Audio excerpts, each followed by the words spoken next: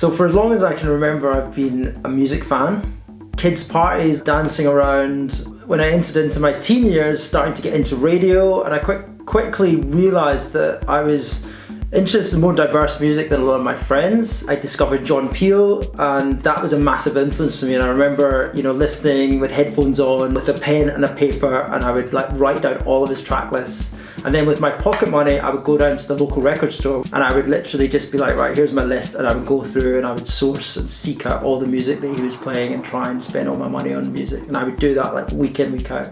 Towards the end of my school days, I started to get into more dance music culture. I started to DJ, I started to collect more dance music, I started to go to clubs.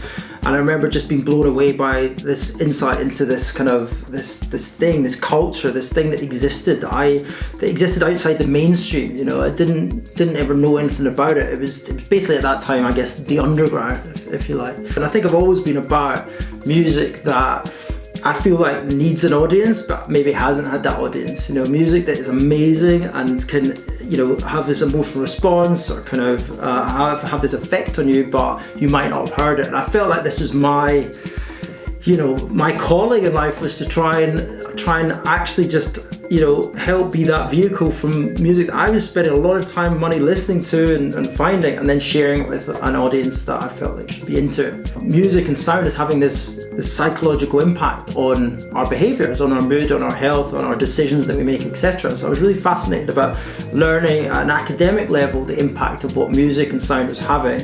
At the same time, I was actually getting a first-hand experience of how that's actually working, because I was DJing in bars, and in a bar, obviously, it's not like a club. Music is secondary to the activity that one is doing in a bar. You're drinking, you're socialising, you're chatting, you're eating, or whatever. Create the right kind of customer experience, create the right environment for them, create the right vibe. So that was really part of my training, and at the same time learning through the psychology, and then going on to study a master's in sound design, where I started to get more of the physics of sound. I started to understand about architecture, acoustics, how sound works in a space. The combination of my sound design, the psychology, and my DJing and working in music to promote events and things like that was basically the starting point for Open Ear.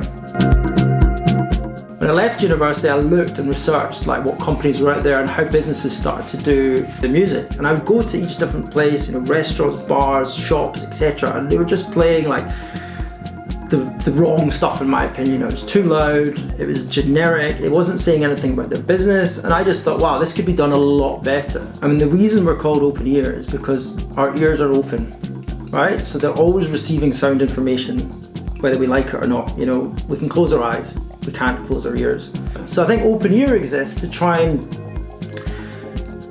state the case for sound and for music in particular to be a part of the communication strategy for any business. It's really important when they're thinking about who they are as a company, their brand, etc., and who they want to try and target. They think about incorporating sound and music within that strategy, not just thinking of it themselves as being visual, what their brand looks like, what the brand feels like, what they're gonna, how their logo looks like, but actually what their brand sounds like.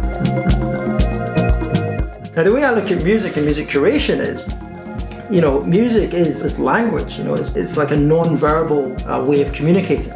When we look at music playlists, then really the way I look at it is the songs are the alphabet.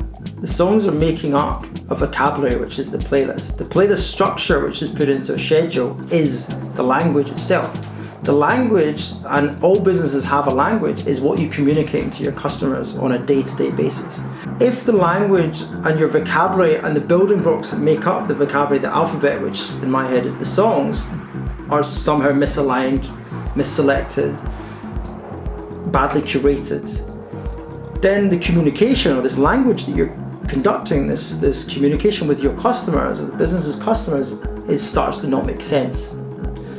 So it's super important, and the value of curation is the fact that it builds a communication with the company and with the customers. And to be able to do that successfully, it's my opinion that needs to be done by a human being that has their own story, a human being that understands the businesses that they're working with and can tell either the business story or a story within that to create a narrative for the customers to really get that language of that brand across. Businesses I love working with want to tell a story to their customers, to sound unique, and to share amazing music that helps keep their customers feel connected with the brand and helps encourage their customers to keep coming back to the brand because they've had such a good experience with the brand and when they've been in that business premises.